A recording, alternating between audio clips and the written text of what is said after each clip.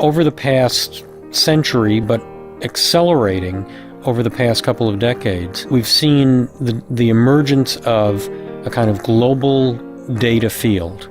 The planet itself, natural systems, human systems, physical objects, have always generated an enormous amount of data, but we didn't used to be able to hear it, to see it, to capture it. Now we can, because all of this stuff is now instrumented, and it's all interconnected, so we can actually have access to it. So, in effect, the planet has grown a central nervous system. So there's about 1 billion people using the internet at the moment, and that's set to grow to probably 2 billion in the next couple of years. And we think that's quite a lot, but over the last 10 years I've been looking at devices being linked up together using networks, so little sensors on things, these temperature sensors and traffic sensors and flow rate of water and how much electricity, all transmitting data. It won't be long, and it may even have happened already, that there's more things on the internet than there are people on the internet. That's really what we mean by the Internet of Things. Then you get this sea of data that you just drown in, literally. And there's this triangle that's been quite well documented called the DIKW triangle. That's data, information, knowledge, and the little tip at the top is wisdom. The D at the bottom is a sea of data, and when we get this data back home and start doing stuff with it, we apply intelligence to it and transform up that stack. So we go from data into information, information into knowledge, and then glean some wisdom from that. And that's really what the analytics part of our Smarter Planet story is all about. But the ideal day, I guess, would be that I wake up in the morning and my alarm clock went off at the right time because it had looked in my diary to know when my first meeting was and had backtracked which ferry I need to get and therefore what time I need to get up.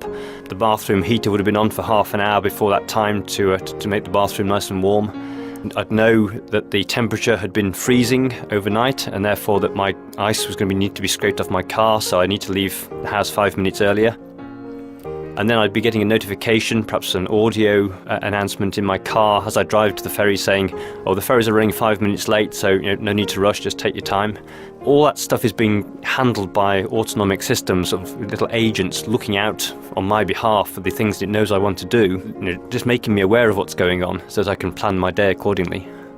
So a system of systems is really what emerges when you start to link these things up. So the fact that you've got isolated systems, for example, my house on its own, with its energy monitoring and the water monitoring and the detecting if the windows and doors are open, that kind of stuff, it's a system, certainly, but it's not a system of systems. But if you start to think about the power grid, first of all, the appliances negotiate with each other. So they say, okay, guys, Andy wants all three of us to operate, but it's going to be bad for the grid if we all go on at the same time. So now suddenly we've got systems talking to each other, sort of acting smarter because they know about each other, which overall makes the entire system more efficient. There are more human beings living in cities now, as of last year, than ever before in human history, and that doesn't look like a trend that's reversing. For every 4 text messages that a pedestrian sends while walking down the sidewalk she's on is sending an equivalent amount of data. There are sensors all over the place, certainly in the water main. They're registering blockages or not right beneath your feet. Taxis are, broadcasting their position and fare status back to dispatch. Trains and buses are updating their locations in real time, which people are reading on that street corner. A matrixing of services creates a more resilient thing. And, we can let a water main blockage speak to the road signals above it and do something quickly before police can get there. Soon enough, we will just expect to be told exactly when the bus will arrive. Look at that complex set of relationships among all these complex systems. If we can actually begin to see the patterns in the data, then we have a much better chance of actually getting our arms around this. That's where societies become more efficient. That's where more innovation is sparked. When we talk about a smarter planet, you could say that it has 2 dimensions. One is to be more efficient, be less destructive, connect different aspects of life which do affect each other in more conscious and deliberate and intelligent ways. But the other is also to generate fundamentally new insights, new activity, new forms of social relations.